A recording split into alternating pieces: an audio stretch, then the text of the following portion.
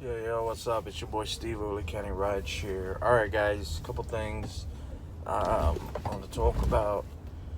Number one, keep driver lady pro Mandy in your prayers. Apparently, she's not doing real well. Supposed to go to the hospital today, I believe. It's not a whole lot of information out there, but something's going on, so just keep her in your thoughts and prayers.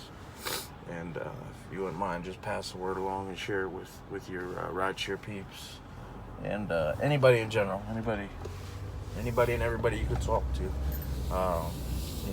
Prayer works, and she's a fighter. So, Team Mandy, let's keep praying. I'll link her PayPal description I will put her PayPal link in the description below.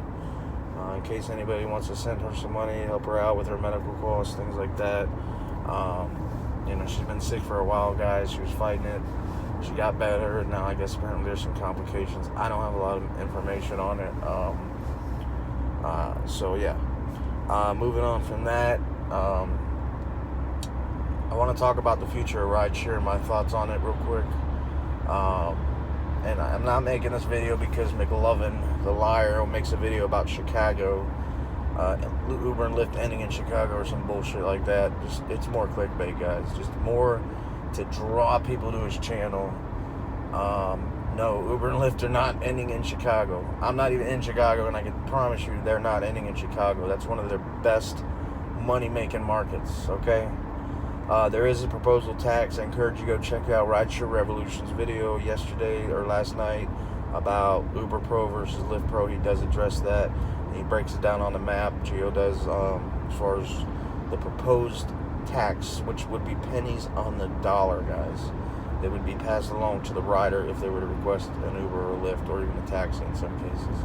So check out his channel. Check that video out. He's in that market, and that's the guy to go to. Him, Bam. There's a lot of guys to go to up there, and gals. Chicago, but check his channel out for more information on that. So my thoughts on the future of rideshare are pretty simple. Number one, I want to say this. I also agree with him on the as far as I don't want to get off topic, but the Lyft and the Uber promotions. I think that Lyft is doing a better job with putting out better. What's the right word? Better perks when it comes to promotions and things of that nature.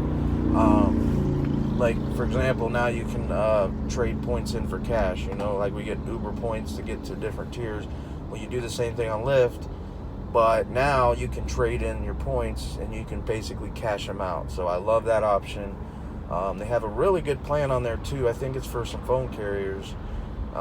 You get like $70 off, something like that. I'll have to find it and link it in the description below as well. What I do like about Uber Pro the most, especially here in Florida, because I know a lot of states don't have this. Uber Pro in Florida, Orlando more specifically, I don't know about other markets, with trip duration, once you reach that gold tier, which is 200 points, it does tell you the direction. So it'll say like 22-minute trip northwest or 25-minute trip east or whatever. And I have gotten a trip request one time that's a 60-minute plus trip southwest, yeah. That was when I took a Tampa trip. So, going back to my point, the future of rideshare, guys, my thoughts on it. Future of rideshare, I think rideshare will always be around. I don't think it's going to be anything that disappears. I think that rideshare, if anything, is getting more popular. Yes, Uber and Lyft as companies are struggling, but what I think is going to happen is one of two things when it comes to those companies. Number one, I think, and they've already started doing it, is they're going to start cutting costs, guys, by getting rid of areas and departments that they don't need, like the last layoffs, marketing, that type of thing. Yes, they still need to market. They got to get their name out there, but Uber's pretty popular. The one thing that they're lagging on, that I don't see a lot of ads on, a lot of advertisement on, is Uber Eats, and that's one of their best sellers, supposedly. So, what I'm going to say about that, though, is I believe that these two companies are both going to start making significant cuts, but probably more from the corporate level, so they're not losing millions of dollars, every quarter. I haven't checked their stocks lately, but I basically what I'm trying to say is I don't think rideshare is ever going away. I really think that rideshare is the future.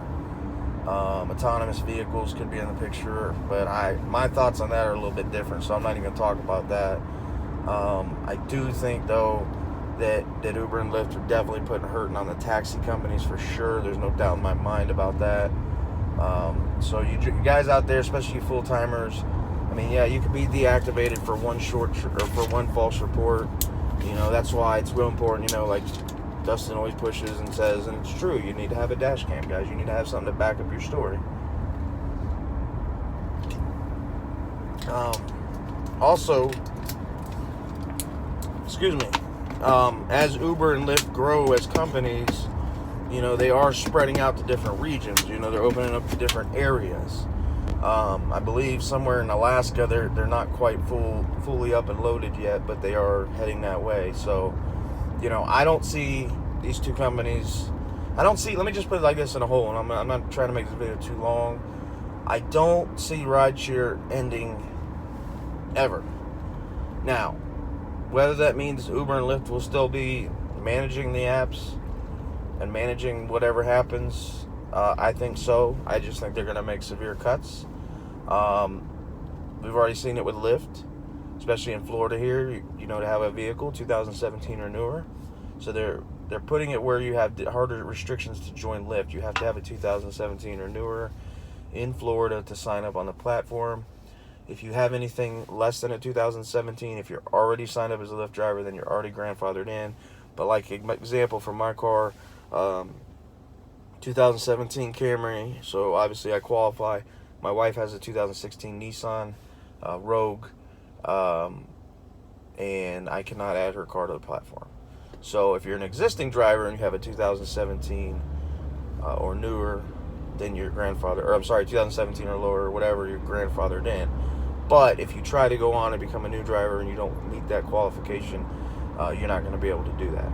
And I have to say this, as much as it sucks and it kind of forces some drivers, which I would never recommend, to go out and buy a new car, it kind of makes sense because they want to make sure that the drivers or the riders are getting quality cars when they get picked up. I wouldn't want to be picked up in like no offense to anybody, but like a 2012 Dodge Neon with missing hubcaps, you know what I'm saying? Just things like that. So, the last option, or last thing I want to talk about, is the number 2 option of that is if Uber and Lyft fail as companies with the platforms, there could essentially be another buyer that comes in and maybe takes over and manages it. We'll see. But as far as rideshare and whole, I don't personally think rideshare is ever going to go anywhere. So hopefully that clears it up. And yes, no, Uber and Lyft are not ending in Chicago. There's a proposal tax. I'll try to find the article as well and link that in the description below. So that's all I got for this one, guys. We're at 8 minutes. I don't want to go over 10. Wanted to make it as short as I can. But guys, please keep Mandy, Driver Lady Pro, in your prayers. She could definitely use them. So yeah, that's all I got for this one, guys. As always, be safe, be smart, don't be stupid. Make sure you get your advice from real rideshare drivers. Check the description below for that information.